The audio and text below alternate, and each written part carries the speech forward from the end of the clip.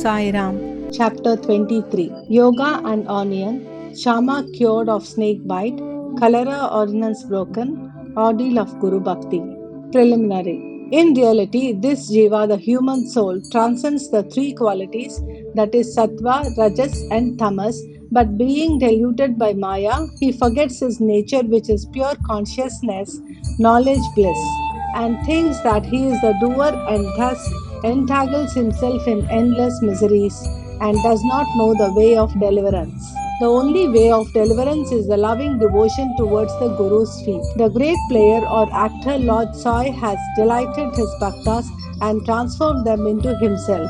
We regard Sai Baba as an incarnation of God for reasons already stated, but he always said that he was an obedient servant of God. Though an incarnation, he showed people the way to behave satisfactorily and to carry out the duties of their respective stations in this life. He never emulated others in any way nor asked others to have something done for him. For him who saw the God in all movable and immovable things of this world, humility was the virtue. None he disregarded or disrespected, for he saw Narayan in all beings. He never said, I am God, but that he was a humble servant, and he always remembered him and always uttered Allah Malik. God is the sole proprietor or owner. We do not know the various kinds of servants, how they behave, what they do, etc. We only know that by God's grace they manifest themselves in this world to liberate the ignorant and bound souls. If there be any store of merits in our account, we get a desire or interest in listening to the stories and leelas of the saints, otherwise not. Let us now turn to the main stories of this chapter. Yoga and Onion. Once it so happened that a sadhak of yoga came to Shirdi with Nana Sahib Chandorkar. He had studied all the works on yoga, including the Yoga Sutras of Patanjali, but had no practical experience.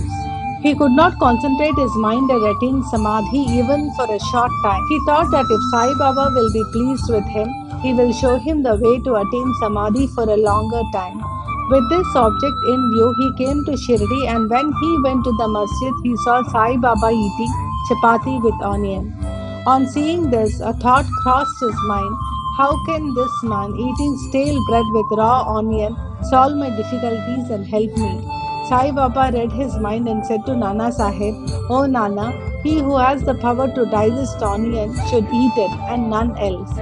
Hearing this remark, this yogi was wonderstruck and he fell at Baba's feet with complete surrender.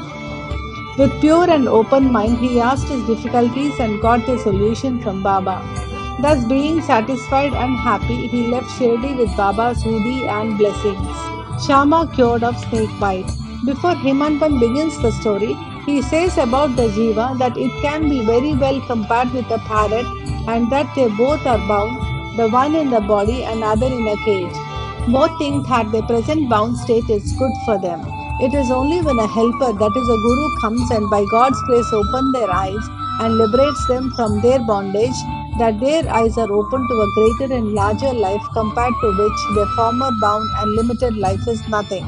In the last chapter, it was shown how Baba anticipated the calamity, but there was to behold on Mr. Mirikar and rescued him from it. Now, let the readers hear a story more interesting than this. Once Shama was bitten by a poisonous snake. His little finger was bitten and the poison began to spread in the body. The pain was also severe and Shama thought that he would pass away soon. His friends wanted to take him to the god Vithoba, where such cases were often sent, but Shama ran to the masjid to his Vithoba, Sai Baba. When Baba saw him, he began to scold and abuse. He got enraged and said, "Oh, Vile Bhaturdia, as a priest, do not climb up. Beware if you do so." And then roared, "Go, get away, come down." Seeing Baba thus, red with wrath, Shama was greatly puzzled and disappointed. He thought that the masjid was his home and Sai Baba his sole refuge, but if he was driven away like this, where should he go? He lost all hopes of life and kept silent. After a while, when Baba became normal and calm, Shama went up and sat near him. Then Baba said to him, "Don't be afraid. Don't care a jot. The merciful Fakir will save you. Go and sit quiet at home. Don't go out. Believe in me and remain fearless and have no anxiety." Then he was sent home. Immediately afterwards, Baba sent Tatya Patel and Kaka Sahib Dikshit to him with instructions to the effect that he should eat what he liked, should move around in the house, but should in no case lie down and sleep. Needless to say that these instructions were acted upon, and Shama got all right in a short time.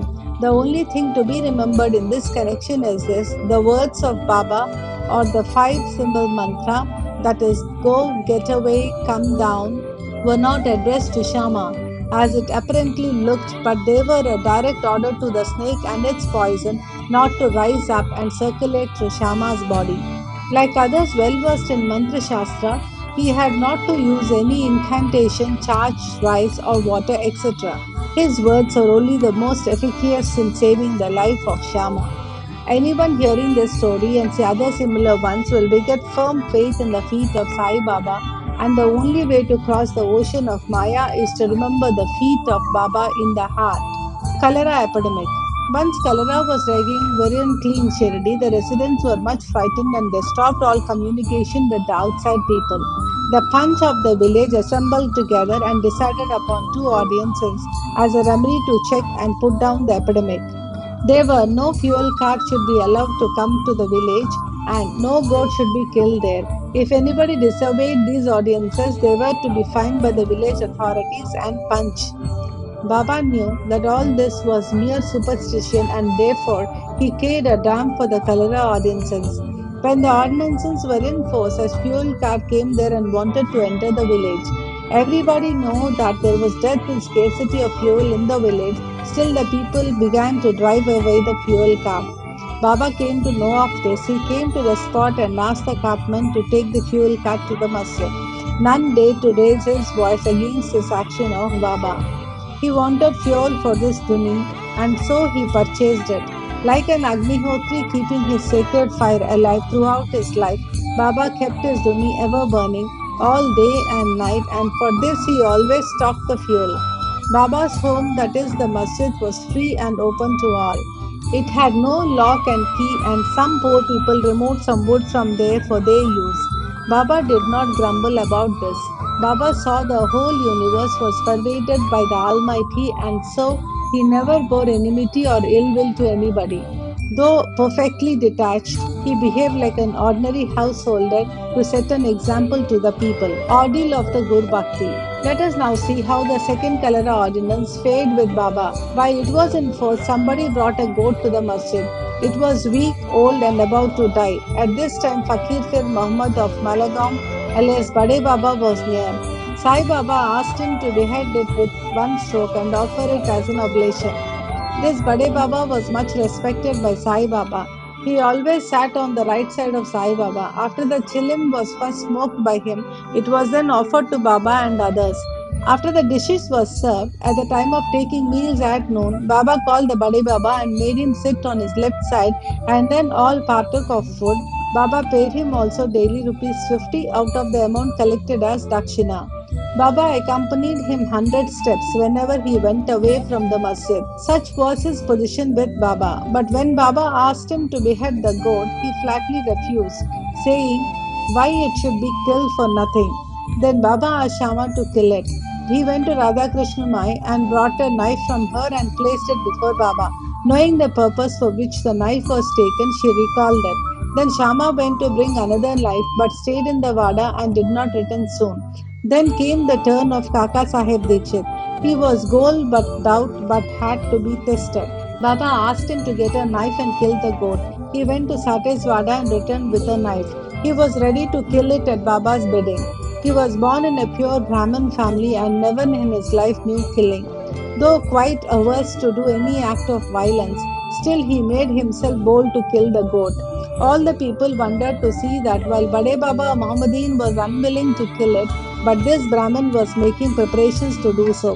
He tightened his dothar and with a semicircular motion raised his hand with the knife and looked at Baba for the final signal. Baba said, what are you thinking of? Go on, strike. Then, when the hand was just about to come down, Baba said, stop, how cruel you are. Being a Brahmin, you are killing a goat. Kaka Saheb obeyed and kept the knife down and said to Baba, your word is law unto us. We do not know any other audience. We remember you always, meditate on your form, and obey you day and night. We do not know or consider whether it is right or wrong to kill. We do not want a reason to or discuss things, but implicit and prompt compliance with Guru's orders is our duty or dharma. Then Baba said to Kaka Saheb that he would himself do the offering and killing business. It was settled that the goat should be disposed of near a place called Thakia, where fakirs used to sit. Then, when the goat was being taken to that place, it fell dead on the way. Hemanpant closes this chapter with a classification of disciples. He says that there were of three kinds: first or best, second or average, and third or ordinary. The best kind of the disciples are those who guess what their gurus want and immediately carry it out and serve them without waiting for an order from them. The average disciples are those who carry out the orders of their masters to a letter without any delay, and the third kind of disciples are those who go on postponing the carrying out of their order and make mistakes at every step. The disciple should have firm faith backed up by intelligence, and if they add patience to these, the spiritual goal will not be the distant. Controlling of breath in going and outgoing, or hatha yoga, or other difficult practices are not at all necessary. When the disciples get the above mentioned qualities, they become ready for further instructions, and the masters then appear and lead them on in their spiritual path to perfection. In the next chapter, we deal with Baba's interesting wit and humor. Bow to Shri Sai, peace be to all.